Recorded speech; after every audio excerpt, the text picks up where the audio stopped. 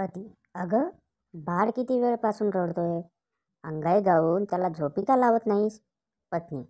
अंगाईच गात होते, पण शेजारचे लोक म्हणाले की यापेक्षा बाळ रडलेलं बरं.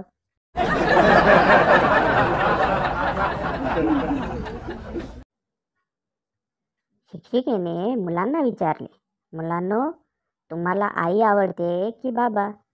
सर्व मुलांनी उत्तर दिले, आम्हाला आई आवडते. शिक्षिका. का? कारण ती आम्हाला खाऊ पिऊ घालते, आमचे लाड करते. फक्त एका मुलाने उत्तर दिले की मला बाबा आवडतात. शिक्षिका. का रे?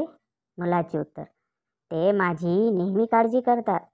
सारखे आईला विचारत असतात, झोपला का ग, झोपला का बघ ना.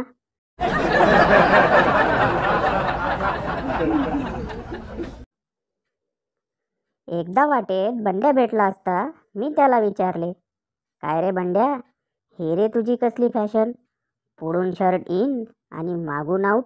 बंड्या म्हणाला, फॅशन वगैरे काही नाही रे दादा, पुढून शर्ट फाटलंय आणि मागून पॅन्ट.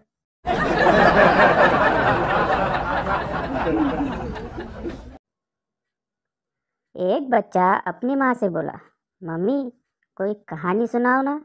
मम्मी, बेटा मुझे तो कोई कहानी याद नहीं, अभी तुम्हारे पापा घर आएंगे तब मैं पूछूंगी कि इतने लेट कैसे हुए, फिर तुम देखना वो कितनी कहानियाँ सुनाते हैं.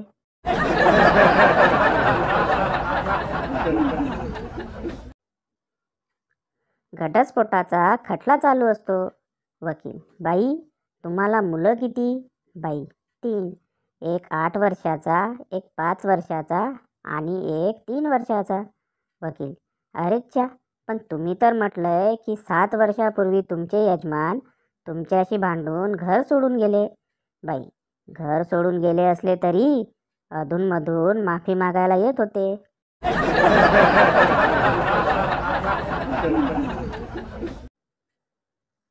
चिंटू. आई, परी आकाशात उडते का ग? आई. हो. चिंटू. मग आपली कामवाली का नाही उडत आकाशात? आई. अरे वेड्या, ती कशी उडेल, ती परी आहे का? चिंटू. पण बाबा तिला तर परी म्हणतात. आई. हो का? मग उद्या उडेल ती, बघच तू.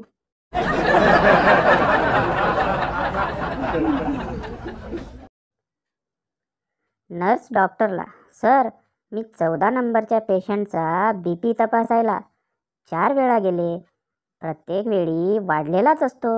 डॉक्टर बराच वेळ विचार करून बोलतो, यावेळी तपासताना तुझ्या शर्टची वरची बटणं लाव.